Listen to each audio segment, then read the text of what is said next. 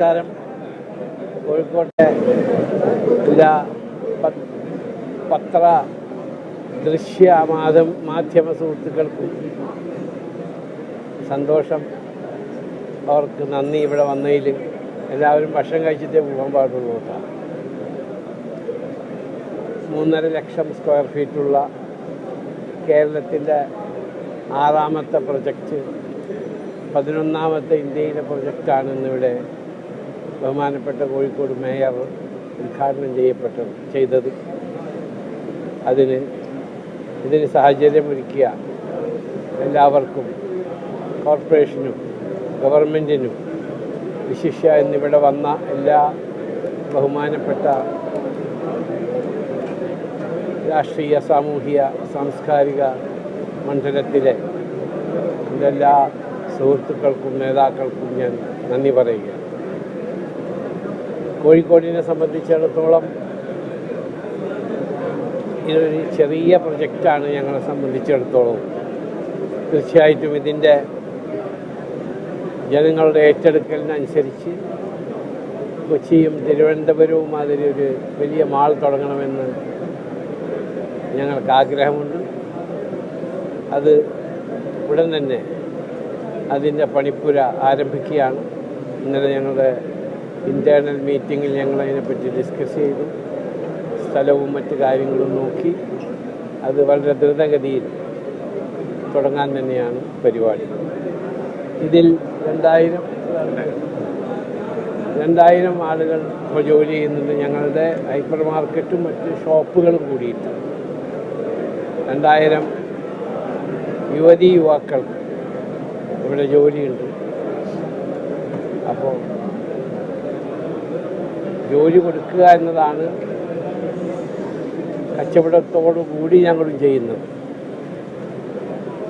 അപ്പോൾ അതിന് ഞങ്ങളുടെ റിക്രൂട്ട്മെൻറ്റ് പ്രോസസ്സിൽ ഞങ്ങൾ തിരഞ്ഞെടുക്കപ്പെട്ട കുട്ടികളൊക്കെ ഇവിടെ ജോലിയിൽ പ്രവേശിച്ചു കഴിഞ്ഞു. അവരെ ട്രെയിനിങ് ഞങ്ങൾ കൊടുത്തു. കൊച്ചിയിലും തിരുവനന്തപുരത്തും മറ്റ് സ്ഥലങ്ങളിലും ട്രെയിനിങ് കൊടുത്തിട്ടാണ് ഇവിടെ കൊണ്ടുവന്നത്. ഇനി ചോദ്യങ്ങളുണ്ടോ?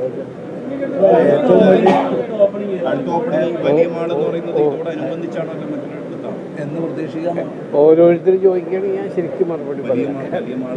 കാരണം ഞാൻ രാഷ്ട്രീയ അല്ലാത്തവരുടെ എനിക്കിത് അത്രയധികം എക്സ്പീരിയൻസ് ഇല്ല.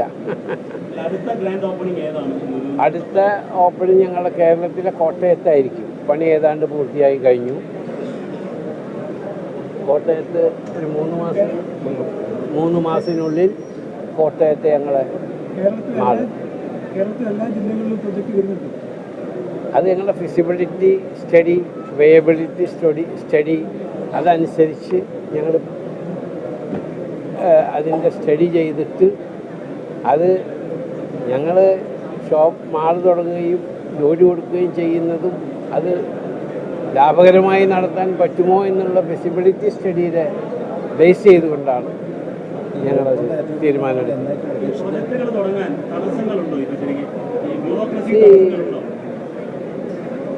ഇന്ത്യ ഒരു ജനാധിപത്യ രാജ്യമാണ്. നമ്മൾ ജനാധിപത്യത്തിൽ വിശ്വസിക്കുന്നവരാണ്. നമ്മളൊരു ഭരണഘടനയിൽ വിശ്വസിക്കുന്നവരാണ്. നിയമങ്ങൾക്കനുസരിച്ച് മാത്രമേ ജനാധിപത്യ രാഷ്ട്രമായാലും ശരി, മറ്റു ഭരണം നടത്തുന്ന രാജ്യങ്ങളിലായാലും ശരി, നിയമവ്യവസ്ഥക്കനുസരിച്ച് മാത്രമേ വലിയൊരു പ്രൊജക്റ്റ് തുടങ്ങാൻ സാധിക്കുകയുള്ളൂ. ഇപ്പോൾ 800 കോടി രൂപയുടെ ഒരു പ്രൊജക്റ്റ് തുടങ്ങുമ്പോൾ ഞങ്ങളത് ചിന്തിക്കുമല്ലോ.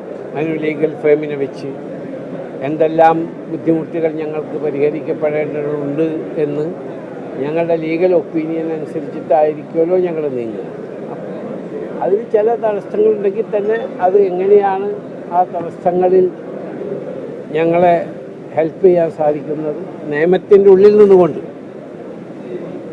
അത് ഞങ്ങൾ ചെയ്യുന്നുണ്ട്. പക്ഷേ കേരളം ഇന്ന് മറ്റെല്ലാ സംസ്ഥാനങ്ങളെക്കാൾ നമ്പർ 1 ആയിട്ടുണ്ട്. അതിന് നമ്മൾക്ക് എല്ലാവർക്കും അഭിമാനിക്കാം. ഇപ്പോൾ ഇൻവെസ്റ്റേഴ്സിൻ്റെ ഫോക്കസ് അപ്പോൾ കേരളത്തിലേക്ക് വരും. കാരണം ചാർട്ട് ചെയ്യുമ്പോൾ നമ്പർ 1 ആണല്ലോ ഇപ്പോൾ കേരളം. നിങ്ങൾക്കെല്ലാവരും പത്രത്തിൽ നിന്നും മനസ്സിലായിട്ടുണ്ടാവും കേരളം നമ്പർ 1 ആണ്. ഞാൻ രാഷ്ട്രീയമല്ല പറയുന്നത്. രാഷ്ട്രീയത്തിനെ പറ്റി ഒന്നും അറിയില്ല എനിക്ക്. ഞാൻ പേപ്പറിലെയും ഗവൺമെൻറ് ഓഫ് ഇന്ത്യയുടെ ബുള്ളറ്റിൻ അനുസരിച്ച് Kerala is one of the easy doing business number 1. അപ്പോൾ ആ നിലയ്ക്ക് ഇവിടെ ഒരുപാട് ഇൻവെസ്റ്റ്മെൻറ്റുകൾ വരണം, കുട്ടികൾക്ക് ജോലി വേണം. ഗൾഫിനെ സംബന്ധിച്ചിടത്തോളം ഗൾഫിൽ ഒരുപാട് പുരോഗതി വരുന്നുണ്ട്. അതോടുകൂടി തന്നെ അവിടുത്തെ നാഷണൽസിനും ജോലി വേണം. അപ്പോൾ ഇവിടെ കൂടുതൽ ജോലി സാധ്യതയ്ക്ക് വേണ്ടിയുള്ള പ്രൊജക്റ്റുകൾ വരേണ്ടത് ഭാവി തലമുറക്ക് ആവശ്യമാണ്. അത് ഞങ്ങളാൽ കഴിയുന്ന രീതിയിൽ അതിലൊരു ഭാഗവാക്കാകും.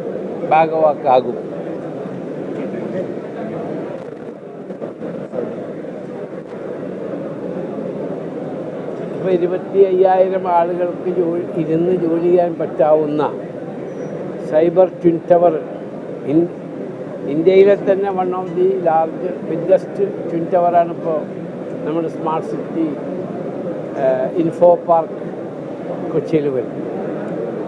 അത് ഇൻഫ്രാസ്ട്രക്ചർ പ്രൊജക്റ്റാണ്. അങ്ങനത്തെ പ്രൊജക്റ്റുകൾ ഉണ്ടെങ്കിലാണ് ഇൻ്റർനാഷണൽ IT കമ്പനികൾ ഇവിടെ വന്ന് തുടങ്ങുള്ളൂ.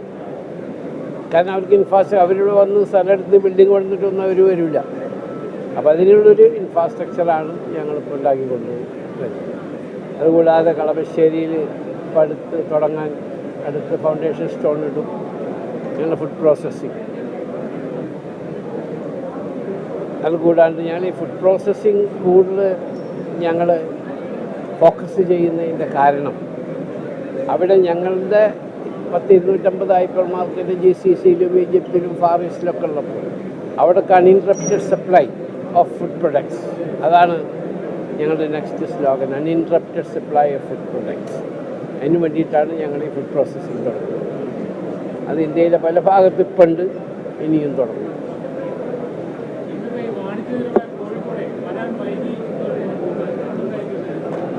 വരാൻ വൈകിയെന്ന് ചിന്തിക്കുന്നതിനേക്കാൾ ഇത് വളരെ ഫാസ്റ്റ് പോകണമെന്നാണ് ഞാനിപ്പോൾ ചിന്തിക്കുന്നത്. കഴിഞ്ഞതിനെ പറ്റി നമ്മൾ once it is gone for ever.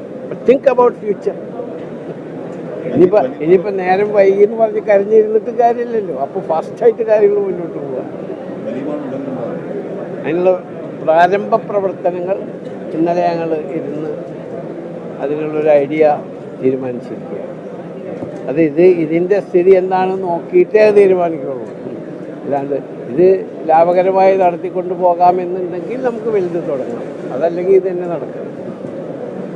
ഇതിന് ഞങ്ങൾ കാർ പാർക്കിങ്ങിന് കൂടുതൽ സ്ഥലം, കാരണം ഞാൻ ഹോട്ടലിന് വേണ്ടിയിട്ടാണ് ഞങ്ങൾ ആ സ്ഥലം അപ്പുറത്തുള്ള സ്ഥലം. പക്ഷെ അത് നോക്കുമ്പോൾ റോഡ് കൺജഷൻ ഇല്ലാതിരിക്കണമെങ്കിൽ സഫീഷ്യൻറ്റ് കാർ പാർക്കിംഗ് വേണം. അപ്പോൾ ഈ മാളിൻ്റെ ഡബിൾ ഒരു ഫിസിബിലിറ്റി സ്റ്റഡി അനുസരിച്ച്, ട്രാഫിക് ഇമ്പാക്ട് സ്റ്റഡി അനുസരിച്ച് ഇപ്പോഴുള്ള ഷോപ്പിംഗ് മാളിനേക്കാൾ ഇപ്പോഴുള്ള പാർക്കിനേക്കാൾ ഡബിൾ ഞങ്ങൾ കൊടുത്തിട്ടുണ്ട്. അതെന്തിനാണെന്ന് വെച്ചാൽ ഈ വഴിയിൽ കൺജഷൻ ഇല്ലാണ്ടിരിക്കുകയാണ്. ഇനി എന്തെങ്കിലും ചോദ്യം എന്താ? നിങ്ങൾ ഭക്ഷണം കഴിച്ചിട്ടേ പോകാൻ പാടുള്ളൂ.